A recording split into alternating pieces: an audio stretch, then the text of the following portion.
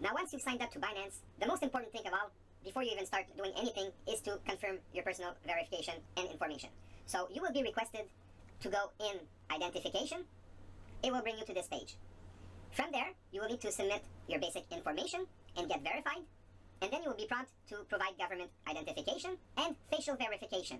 Once you've completed those steps, you can move on to the next part of the training. All you need is the basic and the intermediate. Security, and do your settings. Now, the most important ones you need to take care of is the Google authentication. The Google authentication, you just need to go on your mobile phone in your app section and download the Google authentication tool. And then you just follow the instructions that are here. It's very simple to do. And then you want to do the same thing for your SMS authentication. So basically, you're going to have a code that goes to your Binance, to your phone. So this will add an extra layer of security.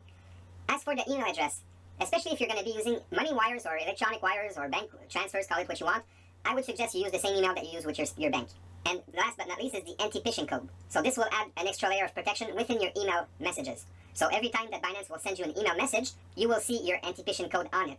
So once you've added your Google authentication, your SMS authentication, and your anti-phishing code, and made sure that your email address matches your bank email, then you're ready to start buying crypto. To buy crypto, all you need to do is click the Buy Crypto tab. You can buy with credit card in some countries, not all of them, but if you cannot buy with your credit card, most of the time you can do it through P2P trading. So P2P trading is bank transfers, basically. So me personally, I'm in Canada, so I use the P2P trading. So once I click here, basically, I make sure that I'm in USDT. I select my country's currency. I enter the amount of money. So for example, I could want to buy $1,000 Canadian and convert it to USDTs. And the payment option in my case is Interact Transfer. It's basically a bank transfer. But again, this here goes with your country currency. So when you're going to select your country currency, whatever is available for you to use is going to be here. So in my case, as I said, I was using e-transfer. So here, for 1 USDT, I would need to pay $1.25 in this case. Now, just so you understand here, if I buy for $1,000 and the seller has over $1,000 available, then you're good to go. You can select that seller. But you'll notice here that the balance is lower. It's 404 USDTs is about $500 Canadian. So you wouldn't be able to buy USDTs from this guy in this case because he sold a lot of his inventory already. Okay, so you need to find somebody that has more than what you want to buy, obviously. So the second thing you want to check is the completion percentage. See, this guy doesn't complete his transaction most of the time, so that means that you're just wasting time. So you want to look for people that have above 90%. And in this case, for example, I said 1,000, so you want to make sure that they can cover your $1,000 Canadian in this case and convert it to USDT. So here, this guy made 120 orders and 100% completion. So he would be somebody that is trustworthy.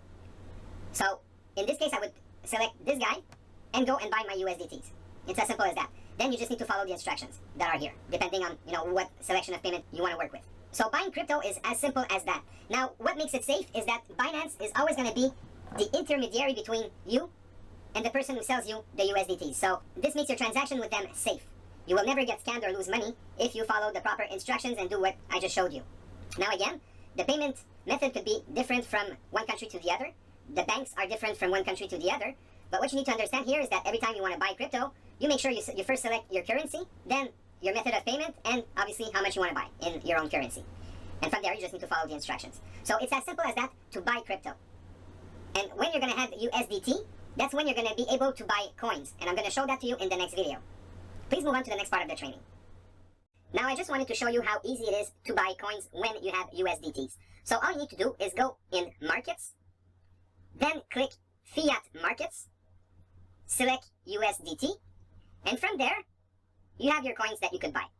There's a ton of them. I think there's more than 400 of them that you could buy. Okay, so later during this training, I'm going to show you how to spot good opportunities. But for now, I just want to show you how easy it is to purchase some coins. So let's say, for example, I want to buy Bitcoin. I just need to click on this. It's going to open the price chart. And here, I can buy. Now, you can buy with a limit, or you can buy at market price. Me, personally, I always buy at market price.